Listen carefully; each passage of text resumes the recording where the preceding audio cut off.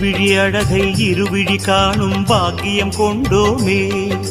இறைவா ரமணா உந்தன் மகிமையை மனதில் கண்டோமே. திருமுகம் மலரும் சன்னதி வாசல் பரவசம் கொண்டோமே. தேவ ரகசியம் அது உன் லீலை மலையினில் கண்டோமே.